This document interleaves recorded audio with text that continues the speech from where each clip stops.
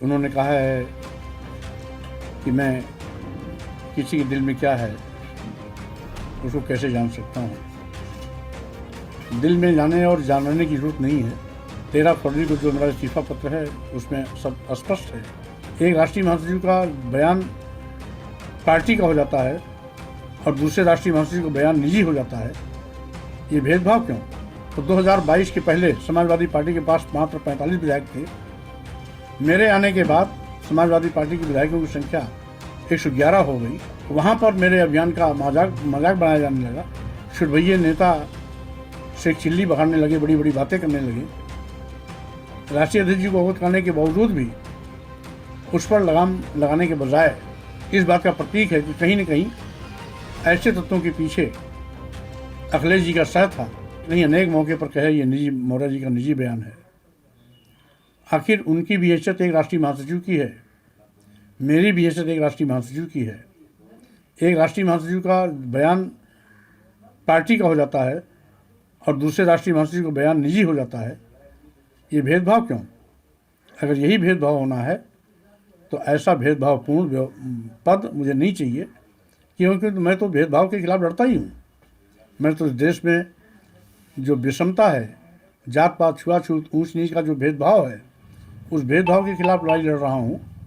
और मेरे साथ भी यदि कोई भेदभाव होता है, पंथ के साथ भेदभाव होता है, गरिमा के साथ भेदभाव होता है, तो स्वाभाविक रूप से मैं उस पर प्रतिकार करूँगा ही करूँगा, और जो 13 फरवरी के पत्र में स्पष्ट है। इसलिए रही बात, उन्होंने कहा कि मैंने सम्मान दिया, तो मैं ये बताना चाहता हूँ कि समाजवादी पार्टी आज सत्ता में नहीं है, सम्मान देने की हैसियत में नहीं है। और अगर देने लेने की बात आई तो 2022 के पहले समाजवादी पार्टी के पास मात्र 45 विधायक थे। मेरे आने के बाद समाजवादी पार्टी के विधायकों की संख्या 111 हो गई। समाजवादी पार्टी का जनाधार जो समाजवादी पार्टी सरकार के दौरान भी नहीं था, वो 2022 के चुनाव में उनको मिला। 6.5% वोट की बढ़ोतरी हुई है। लोग अपनी राजनीतिक रोटियां सेकने की कोशिश कर रहे हैं। आज देश में बड़े पैमाने पर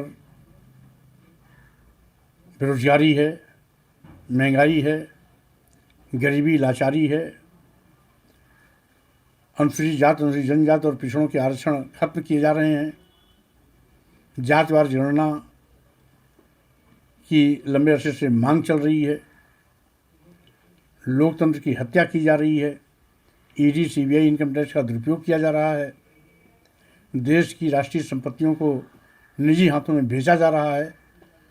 इन सारी चीज़ों को देखते हुए हमें जहाँ सड़क पर निकल कर लड़ाई लड़नी चाहिए, हम केवल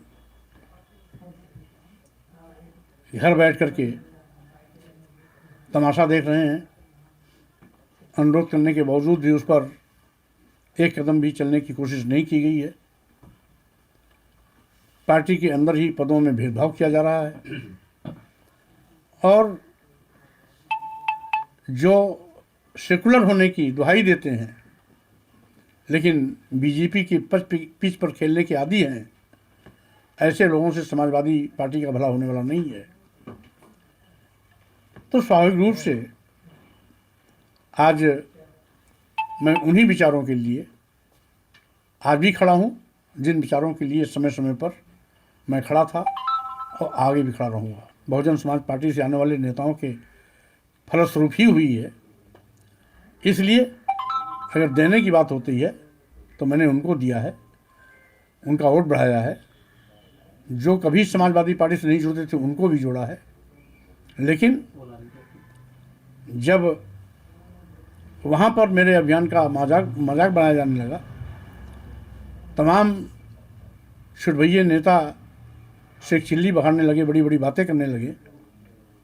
राष्ट्रीय अध्यक्ष जी को अवगत करने के बावजूद भी उस पर लगाम लगाने के बजाय आज मेरे पत्र को भी गंभीरता से न लिया जाना इस बात का प्रतीक है कि कहीं न कहीं ऐसे तत्वों के पीछे अखिलेश जी का सह था। अन्यथा अगर ईमानदारी से समाजवादी पार्टी के जनधार को बढ़ाने के प्रश्न में होते तो उन पर समय रहते अनुशासनहीनता का कार्रवाई करते। लेकिन बहरहाल वो जो कुछ भी हमें दिए हैं कुछ तो वापस कर दिया, कुछ वापस हो जाएगा। मैं पद के पीछे नहीं भागता हूँ। मैंने सदैव वैचारिक लड़ाई लड़ी है, विचारों के साथ खड़ा रहा हूँ। वैचारिक टकराहट जब भी कभी मौका आता है तो मैं पहाड़ से भी टकराने की हिम्मत रखता हूँ। पहली बात तो उन्होंने आरोप क्या लगाया है उसकी विस्तृत जानकारी नहीं है। हाँ, पत्रकारों के माध्यम से मालूम हुआ है कि उन्होंने कहा है कि मैं किसी के दिल में क्या है उसको कैसे जान सकता हूँ। दिल में जाने और जानने की ज़रूरत नहीं है। 13 फरवरी को जो मेरा इस्तीफ़ा पत्र है उसमें सब स्पष्ट है। उस बात को जानने की कोशिश करनी चाहिए जिसको मैंने 12 फरवरी को व्यक्तिगत भी बात किया था और 13 फरवरी को पत्र के माध्यम से भी अवगत कराया था कि